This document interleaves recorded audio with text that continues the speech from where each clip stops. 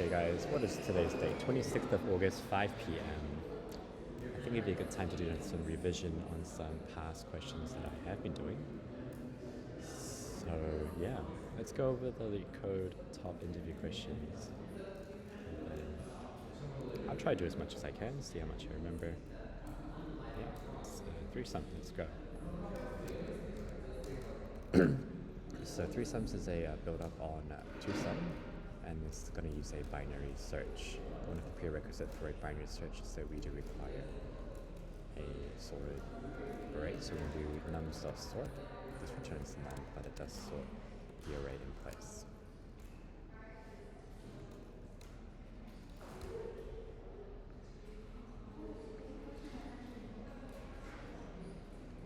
Cool. And now we also need an output array to store the three indices, is it?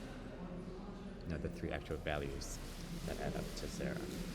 So we're going to have a two-pointer solution with a main pointer at the start. So for I and nums,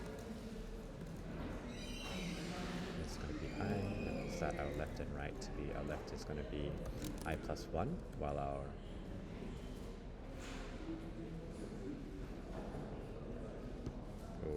one thing we can check first, is that if num is ever greater than 0, then we can simply add up, because this first point that we have is supposed to be at the very left of our array, and if the very left value of our array in a sorted array is already greater than 0, then no matter the other two elements, the addition, whatever our addition is, it's always going to be greater than 0. So we're going to check that. If number is greater than 0, I'm going to simply break out of this for loop, where we return the output list at the end.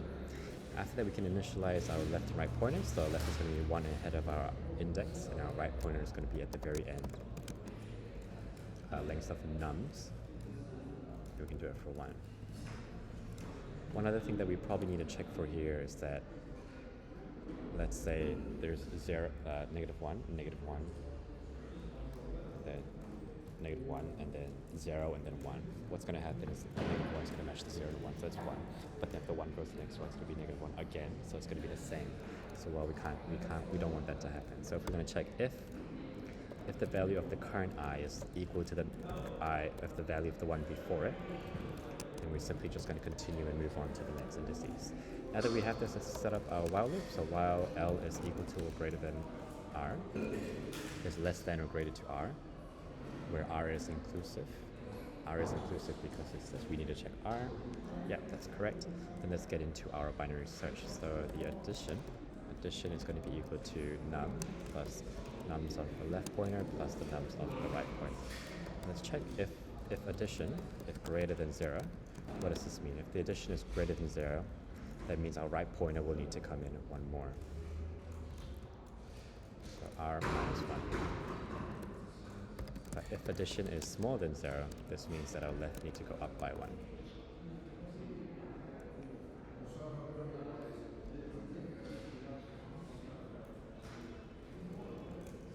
It's not really a binary search. I don't know why I said a binary search, but it's more like a two-pointer solution. 2 ifs is fine because the R won't update the actual addition value until the next while loop. But in the special case where the addition is equal to 0, then what we want to do is we want to output.append. What are we appending? We're going to append the actual value, so number, and then nums L, and then nums R into upper array.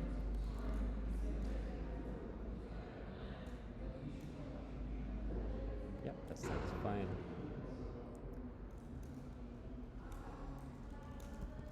And if it is 0, we need to move forward from ends. Right. One other case that we do need to check in this is that we don't want to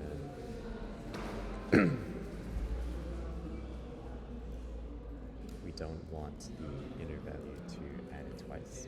So if we have a case such as negative 1, 0, 0, 1, we only want one instance of 0, 1, but the first walkthrough that we go through is going to be 0, 1, 0, and 1. And what might happen is that it says like this. Let's say that these will go in again and the value will be the same again. So we need to do this check. So while left is strictly smaller than R, and nums of L is the same as nums of L plus 1, we can just simply skip the L pointer by 1 to the forward as well. So this should be the solution for 3 sub. I spelled enumerate wrong. Enumerate.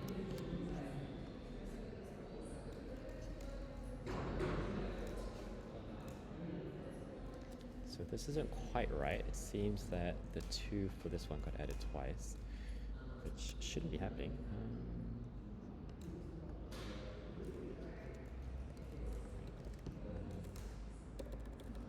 This is probably a problem with how my right pointer is set up.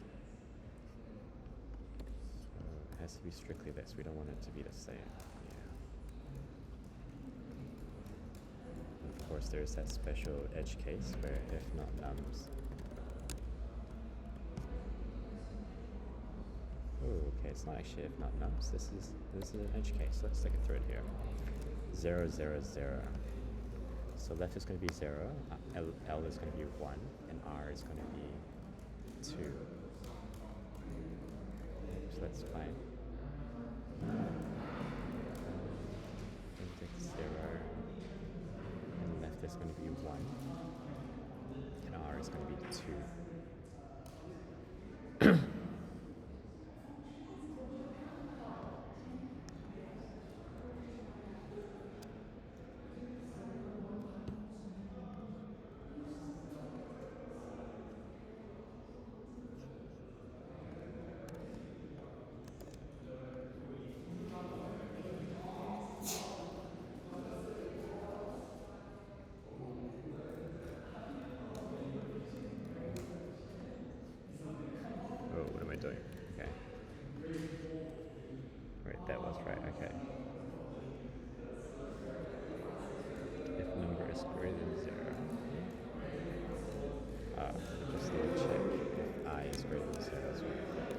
What's actually happening right now is that we're checking if the first element and the last element are the same. Yeah, so let's try that run again. But we failed once again. Okay. That's right, let's go through this test case. Let's first do some sorting. 1, 1, 2. We're expecting to see 0, -2, and then it's going to go -2. Be here and here. Good. So it adds, it adds that one. Fine.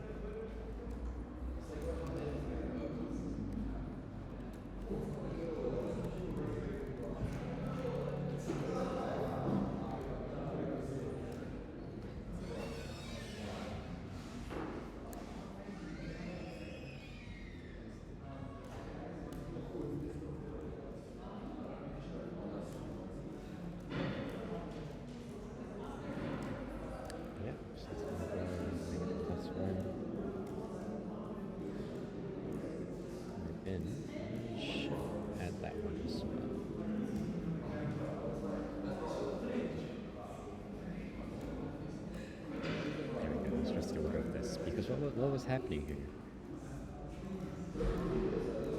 So it was moving this L pointer forward, and then this right pointer here, right? And it's checking that these two are the same, and they were. So it was going forward for the L's one first.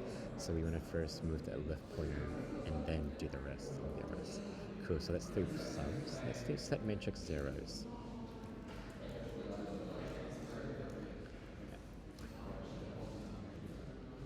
So for set zeros, this was an interesting solution where we're going to use the first index of the row and column, and that will tell us if we need to set it to 0 for the rows. So example, if row 2, column 0 is set to 1, that means we need to set to all these. We need to set this entire row to 0. Same here, so if row 3, if this is set to 0, then we're going to set. Yeah, if this is set to 0, we're going to set to 0. And for the columns, if row 0, column 1 is set to 0, then this entire column of 1 must be set to 0. Now the one problem that did arise is that, what about this index over here? If this is set to 0, do we set the row to 0 or do we set the column to 0? So for that specific case, we need a special case where personally, I'm going to say that I'm going to have a separate counter, which is strictly separate variable, which separately checks for this row. And then this will be used to look at the column. So if this is set to 0, this means set this column to 0. Set this row to 0, whereas I'm going to have a separate variable that checks for the column. And if that's set to true, then set this column to 0 will be true. Cool.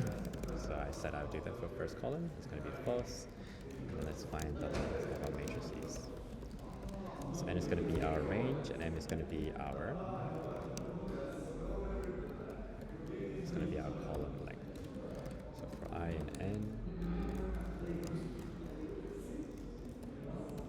for I in range, and for j in range, m.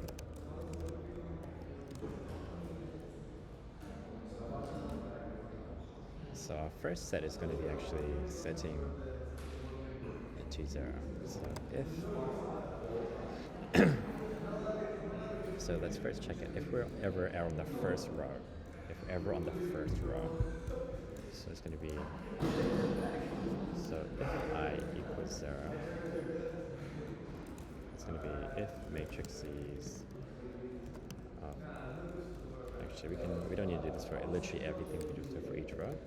So if matrix 0,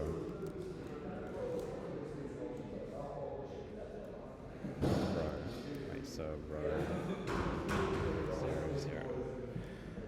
Row 0, column 1. Row 0, column 1.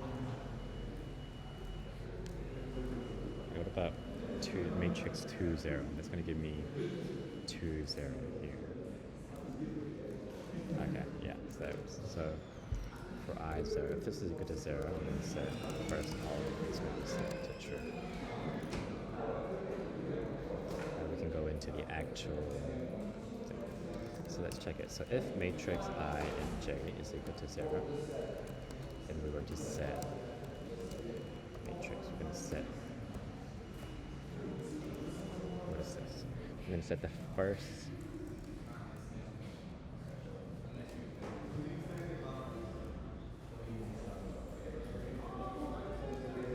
so row 2, column 1, row 2, column 1.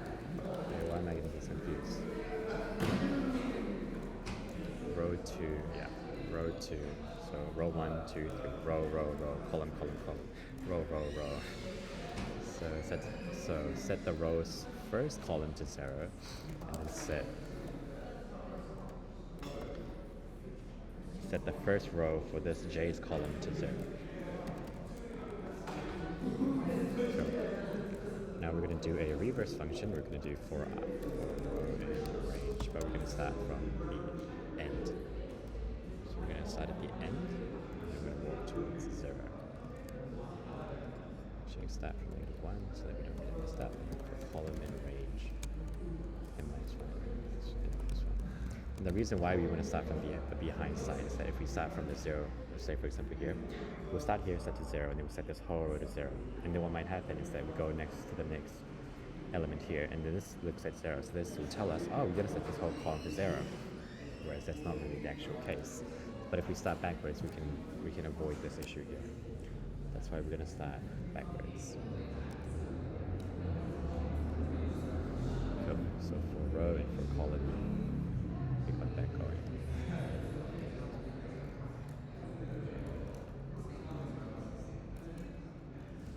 Now let's try it. So if, now we're going to look at the first indexes, please, okay? So if the matrix 0, j is equal to 0,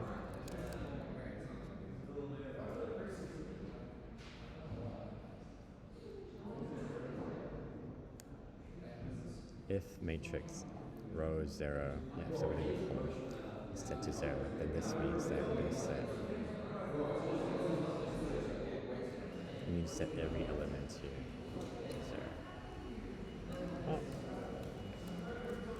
So if I see it to be 0, then I need to set everything here to be 0. So do I need another Philip minute? How do I iterate through?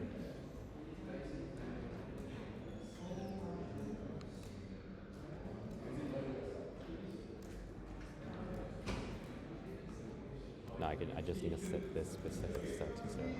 Because if I'm here and check it 0, I set it 0. If I'm here and I set it 0, I set it 0. Yeah. So we're going to check the first thing, and if it's 0, then we're going to set my current location to 0 as well. So row 0, row 0, column J. Yep, that's fine. Let's see this one as well. So for row I, column 0, so column 0, this is set equal to 0, so we're going to set the current matrix to 0 as well. And then lastly, we're just going to do the first column as well. So if first column is true, this means that we're going to set column 1, row X, so row I, column 0 to 0 as well. And then lastly, we're not going to return anything, so this should be the end of our code. Set the output we expected there, not quite. Let's see what's wrong.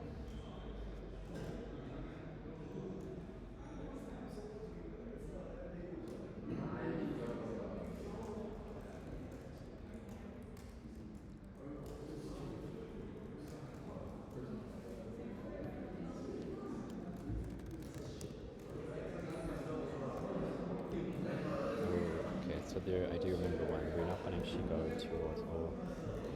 So row, column. We're not going to check the first column. But even so, this shouldn't change the answer. Let's see. 1, 0, 0, 0, 1.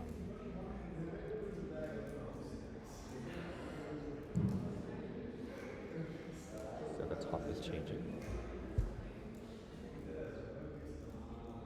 And the bottom right.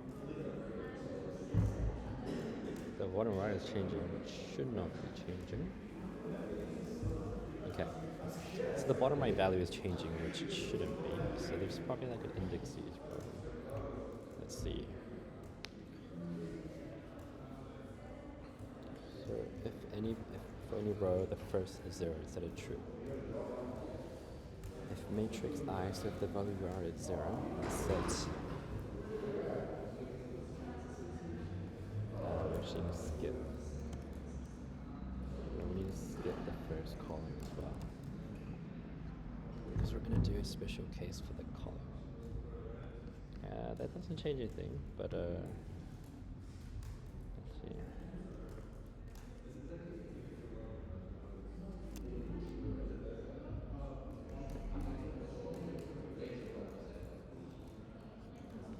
We'll set that to 0.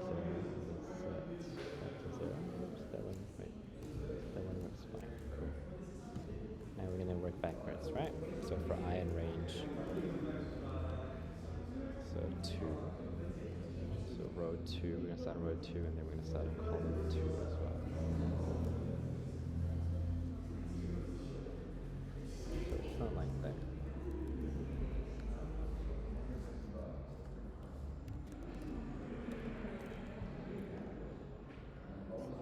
Of course, because I'm checking the same indices.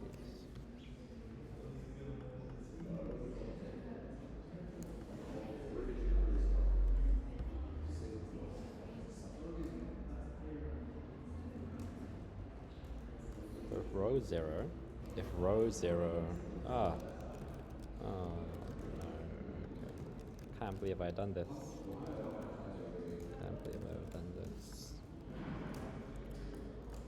The various voice mixed up.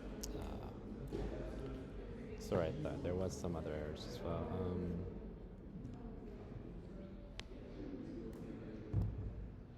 So this index at a range.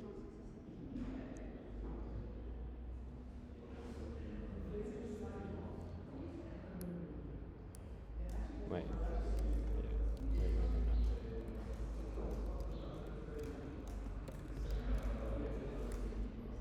There we go. So the column. So the column of the row 0 on each column is 0, or the row is 0. Cool. So group anagrams. I haven't done this one in a while. Let's get into the default dictionary list.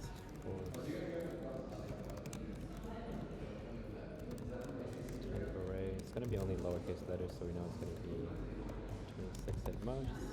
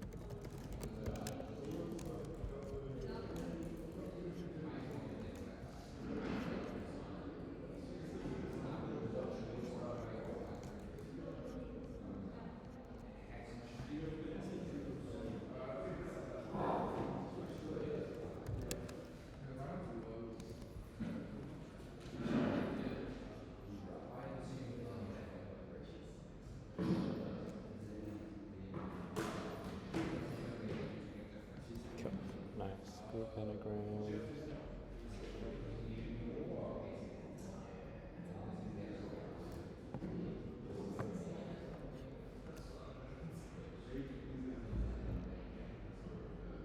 And do this one move, and then we'll move on to lengthless after. So given a string S, find the length of the longest substring without duplicate characters. So this is going to be a sliding window technique where the right side is going to be moving forward, and the longest substring. Yeah. So I'm gonna maintain the starting position, which is also going to be the same as the starting position of the sliding window. With output, I can just output whatever is in the sliding window. Cool. So for a sliding window technique, we would have 2 pointers, one that starts at the start. Actually, we'll have 2 pointers, but the left pointer will be here. So for R in range of length of string. And then we're going to have a scene set, which keeps track of all the stuff that we have had. Now what I'm going to do with our right pointers, I'm going to go for the right. I'm going to define it's not in the scene, I'm going to add it. And it's going to move to the right. Add it, it's going to move to the right. And if I see something, the left one's going to continuously remove from the left until it reaches the different character. And at which point I can add the right. If that's the case, I do need a max count as well, so that I know the maximum for, because at the end might not necessarily be the largest substring that we do have. Okay, that sounds good. So if S of R is not in C, we want to assume first we want to add it to S of R. We want the n max count to be whatever the max count is, or it's going to be the length of this scene hash set.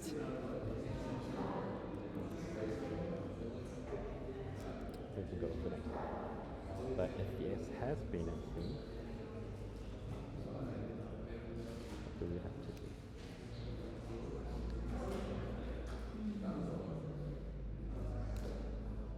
Oh, actually, it's going to be a bit different. So we'd have to do it like this. So while I think we've seen is in C,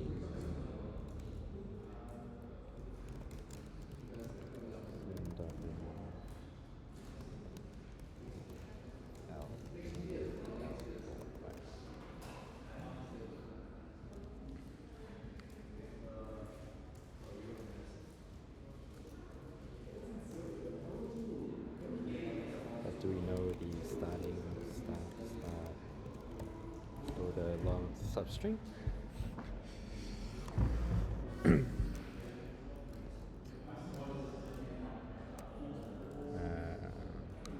It's the actual. Oh no, it's just the length. Okay, so we're just going to return the max count.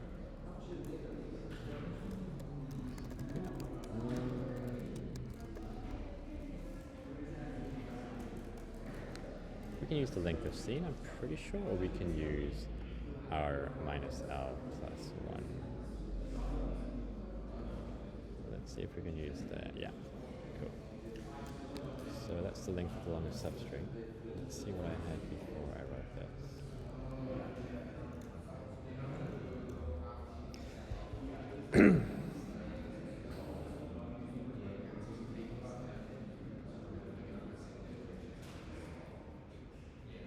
Okay, so I did it quite of a hard way.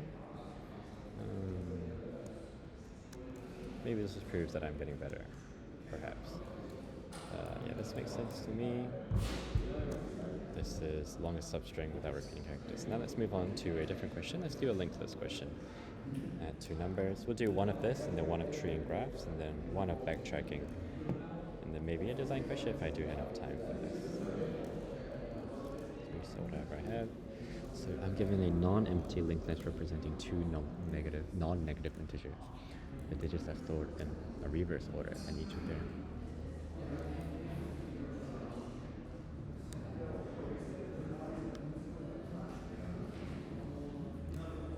Okay. So I simply just need a. Yeah. They just made it a little bit easier for us, which is nice. So first things first, we need to initialize a carry variable.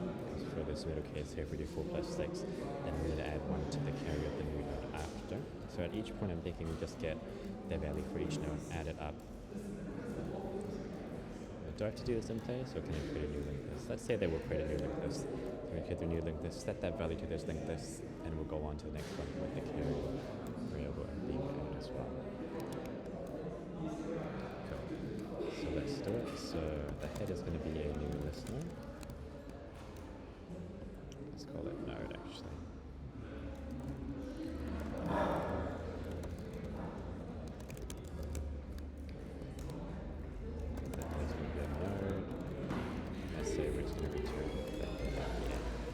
But we do want to do the addition while left L1 is.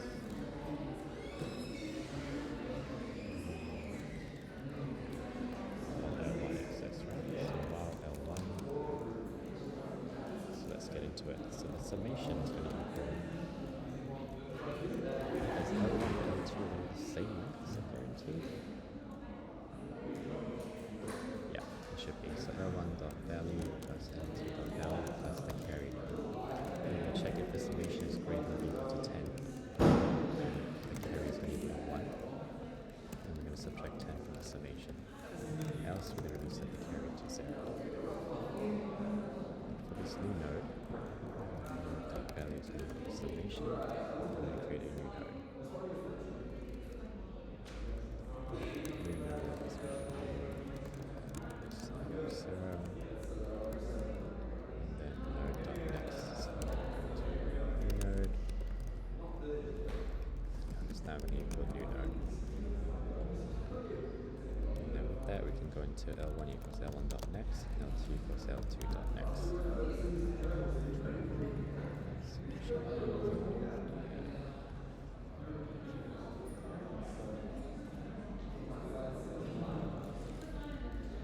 Probably here's that we get a node at the end.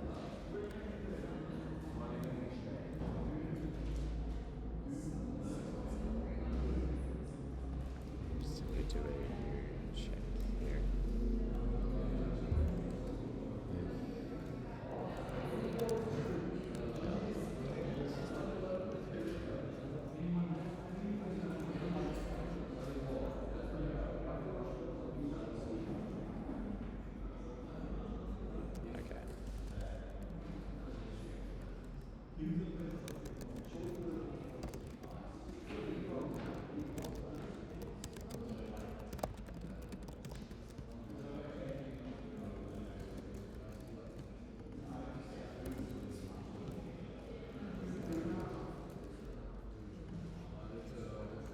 My assumption was incorrect, that they will both exist.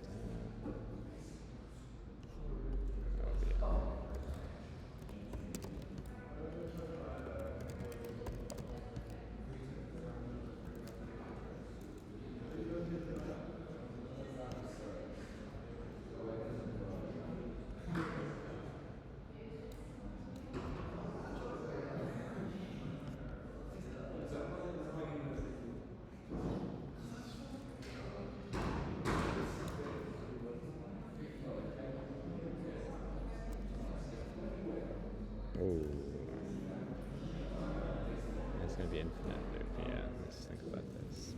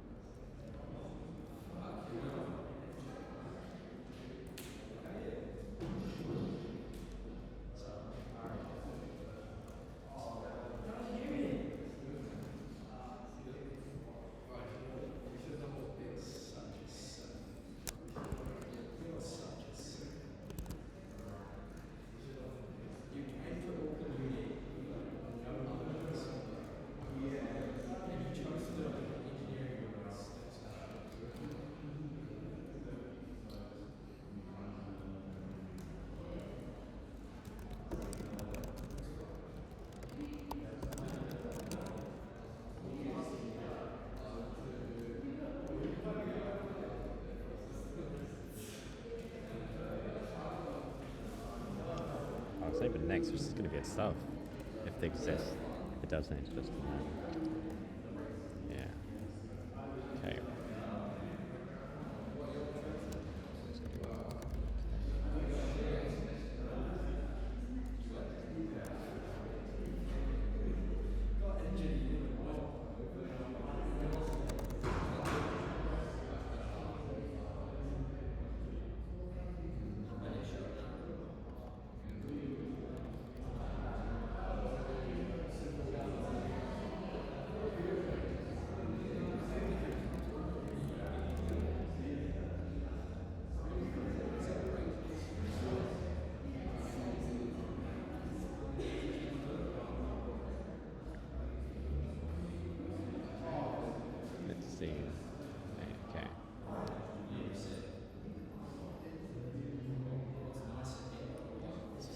L1.next exists or carry, but what if L2 exists? So if L1 is long,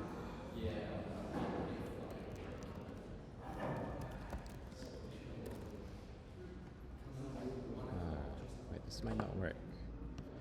Yeah, I know it won't because L1 might be non-timed. Yeah. If it's non-timed, there won't be a next step. So what is it going to be? So when will I actually create the next node? I wish I could see the entire node.